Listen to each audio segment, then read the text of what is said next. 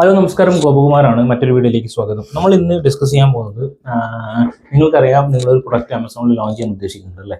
അപ്പം അതിനു മുമ്പ് നിങ്ങളുടെ കോമ്പറ്റീറ്റേഴ്സ് ഇതേ ടൈപ്പ് ഓഫ് പ്രൊഡക്റ്റുകൾ ലോഞ്ച് ചെയ്തിട്ടുണ്ടാവും. അവരിൽ നിന്ന് നമുക്ക് എന്തൊക്കെ പഠിക്കാം, കോമ്പറ്റീറ്റേഴ്സിനെ എങ്ങനെ നമ്മൾക്ക് നമ്മുടെ ബിസിനസ്സിന് ഉപകാരം ആകുന്ന രീതിയിലേക്ക് മാറ്റാം എന്നുള്ള കാര്യങ്ങളാണ് നമ്മൾ ഇന്ന് ഡിസ്കസ് ചെയ്യാൻ പോകുന്നത്. തീർച്ചയായിട്ടും ശ്രദ്ധിക്കുക, അതേ കോപ്പി പ്രൊഡക്റ്റുകൾ ചെയ്യുകയാണെന്നുണ്ടെങ്കിൽ നമുക്ക് കോമ്പറ്റീഷൻസ് അങ്ങോട്ടും ഇങ്ങോട്ടും രണ്ടാൾക്കും ഭയങ്കര കോമ്പറ്റീഷൻ ആയിരിക്കും. അതേപോലെ തന്നെ പ്രൈസിൽ മാത്രമായിരിക്കും നിങ്ങൾക്ക് എന്തെങ്കിലും ചെയ്യാൻ പറ്റുന്നത്. പക്ഷേ കുറച്ചും കൂടി ഇന്നോവേറ്റീവ് ആയിട്ടുള്ള എന്തെങ്കിലും ഒരു ഓഫറിങ്സ് കൊണ്ടുവന്നു കഴിഞ്ഞാൽ സംഭവം നന്നായിട്ട് വർക്ക് ചെയ്യും. ഇപ്പോൾ റീസെൻ്റ്ലി ഞാൻ കണ്ടിട്ടുള്ള ഒരു സംഭവമുണ്ട്. ഒരുപാട് ആൾക്കാർ സാറ്റൻ പില്ലോ കവർ വെക്കുന്നുണ്ട്. സാറ്റൻ പില്ലോ കവറിനകത്ത് 2-3 ആൾക്കാരെന്ന് വെച്ച് കഴിഞ്ഞാൽ സാറ്റൻ പില്ലോ കവറിൻ്റെ കൂടെ ഒരു 2-3 സ്ക്രഞ്ചീസും കൂടെ ആഡ് ചെയ്ത് വെക്കാൻ തുടങ്ങി. അതായത് ഓൾറെഡി സെയിം പ്രൊഡക്റ്റ് തന്നെയാണ് വെക്കുന്നത്, പക്ഷേ എന്ത് ഒരു എക്സ്ട്രാ ഇന്നോവേഷൻ അതിന് കൊണ്ടുവന്നു. അപ്പം നമ്പർ 1 ചെയ്യാനുള്ളത് നിങ്ങൾ വെച്ചാൽ നല്ല രീതിയിൽ ഇന്നോവേഷൻസ് കൊണ്ടുവരാൻ ശ്രമിക്കുക. അതായത് എന്ത് എക്സ്ട്രാ ഇന്നോവേറ്റ് ചെയ്യാൻ പറ്റുന്നുണ്ടെന്ന് നോക്കുക. മറ്റാൾക്കാരുടെ പ്രൊഡക്റ്റുകൾ നോക്കുക, അതിൽ നിന്നും എന്ത് ബെറ്റർ ആയിട്ട് എനിക്ക് ചെയ്യാൻ പറ്റുന്നുണ്ട് രണ്ടാം സ്റ്റേജ് നോക്കുക. ഇതാണ് നമുക്ക് കോമ്പറ്റീറ്ററിൽ നിന്ന് പഠിക്കാൻ പറ്റുന്ന നമ്പർ 1 സ്ട്രാറ്റജി.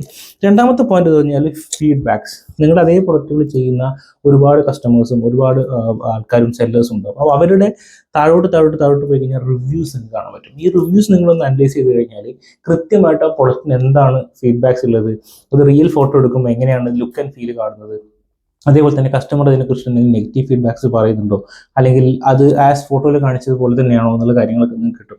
അതിൽ നിന്നും നിങ്ങൾക്ക് എന്ത് ചെയ്യാൻ പറ്റും, നിങ്ങളുടെ പ്രൊഡക്റ്റ് ബെറ്റർ ആക്കാനുള്ള സ്ട്രാറ്റജീസ് കാര്യങ്ങൾ നിങ്ങൾക്ക് മെനയാൻ പറ്റും. അപ്പോൾ ഫീഡ്ബാക്സ് നിങ്ങൾക്ക് ഏറ്റവും എളുപ്പത്തിൽ കിട്ടുന്നതാണ്. ഓൾറെഡി സെല് ചെയ്യുന്ന ആൾക്കാരുടെ ഫീഡ്ബാക്സ് നിങ്ങൾക്ക് എടുക്കാൻ പറ്റും. ഇതാണ് നമുക്ക് കോമ്പറ്റീറ്റേഴ്സിന് പഠിക്കാൻ പറ്റുന്ന രണ്ടാമത്തെ കാര്യം.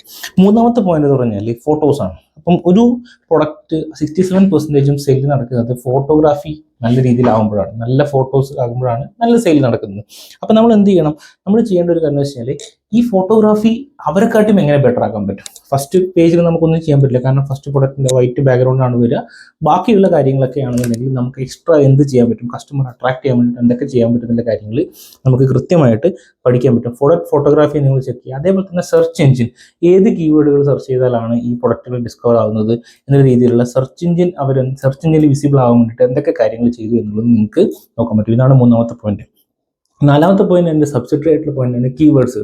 അവരുടെ ഡിസ്ക്രിപ്ഷനകത്തും അവരുടെ ബുള്ളറ്റ് പോയിന്റ്സിനകത്തും എന്തൊക്കെ കീവേഡുകളാണ് നിങ്ങൾ കൊടുത്തിരിക്കുന്നത് നോക്കുക. അത് വെച്ചിട്ട് നിങ്ങൾക്ക് നിങ്ങളുടേതായിട്ടുള്ള രീതിയിൽ ഒരു എക്സ്ട്രാ, അതായത് മറ്റൊരു 5 കോമ്പറ്റീറ്റേഴ്സ് നിങ്ങൾ കമ്പൈൻ ചെയ്യുന്ന സമയത്ത് നിങ്ങൾക്ക് കീവേഡ്സുകളൊക്കെ കിട്ടി. അത് വെച്ചിട്ട് നിങ്ങൾ കോമ്പിനേഷൻസ് ഓഫ് നല്ല രീതിയിലുള്ള ഒരു കീവേഡ് ഡിസ്ക്രിപ്ഷനും അല്ലെങ്കിൽ ബുള്ളറ്റ് പോയിന്റ്സ് ആണ് നിങ്ങൾ ചെയ്യുന്നതെങ്കിൽ ഡെഫിനറ്റ്ലി സെർച്ച് എഞ്ചിനിലേക്ക് നിങ്ങൾക്ക് വളരെ ഫാസ്റ്റായിട്ട് വരാനുള്ള സാധ്യതയുണ്ട്.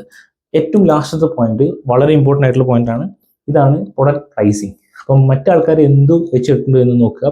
അതുമാത്രമല്ല, അവർ ഡീൽസുകൾ റൺ ചെയ്യുന്നുണ്ടോ, കൂപ്പൺസുകൾ റൺ ചെയ്യുന്നുണ്ടോ, അവരുടെ പ്രൈസിങ് സ്ട്രാറ്റജി എങ്ങനെയാണ്, അവർ എത്ര കാലത്തേക്കാണ് ഈ ഒരു പ്രൈസിങ് വെച്ചിട്ടുള്ളത് എന്നുള്ള കാര്യങ്ങളൊക്കെ നിങ്ങൾക്ക് കൃത്യമായിട്ട് നോക്കാൻ പറ്റി കഴിഞ്ഞാൽ ആ പ്രൈസിന് കുറവായിട്ടുള്ള രീതിയിൽ പ്രൈസ് കൊടുക്കുന്ന സമയത്തൊക്കെ നിങ്ങൾക്ക് കസ്റ്റമർ നിങ്ങളിലേക്ക് അട്രാക്ട് ആവാൻ തുടങ്ങും. അപ്പോൾ ഈ ഒരു 5 പോയിന്റ്സുകൾ ഞാൻ പറഞ്ഞു: ഇന്നോവേഷൻ, അതേപോലെ ഫീഡ്ബാക്സ്, അതേപോലെ തന്നെ നമ്മുടെ പ്രൈസിങ് സ്ട്രാറ്റജി, അതേപോലെ തന്നെ SEO, അതേപോലെ തന്നെ കീവേഡ് സ്ട്രക്ചർ, ഫോട്ടോഗ്രാഫി, ഇത്തരത്തിലുള്ള കാര്യങ്ങളൊക്കെ നിങ്ങൾക്ക് നിങ്ങളുടെ കോമ്പറ്റീറ്റേഴ്സിന് മാത്രമേ പഠിക്കാൻ പറ്റുള്ളൂ.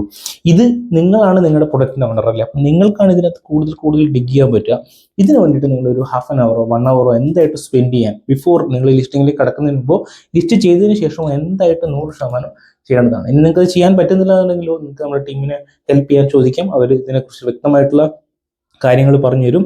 അതുമാത്രമല്ല, ഹീലിയം 10 പോലുള്ള ടൂളുകൾ നിങ്ങൾക്ക് ഉപയോഗിക്കുകയാണെങ്കിൽ കുറച്ചും കൂടെ ബെറ്റർ ആയിട്ടുള്ള കാര്യങ്ങളും ക്ലാരിറ്റി നിങ്ങൾക്ക് ഇതിനകത്ത് കിട്ടുകയും ചെയ്യും. ഇതൊരിക്കലും മറക്കരുത്. ഇത് നിങ്ങൾക്ക് വളരെ ഫാസ്റ്റ് ആയിട്ട് നിങ്ങൾക്ക് ഗ്രോ ചെയ്യാനുള്ള ഒരു സൂപ്പർ ഓപ്പർച്യൂണിറ്റിയാണ്. You can learn from your competitor.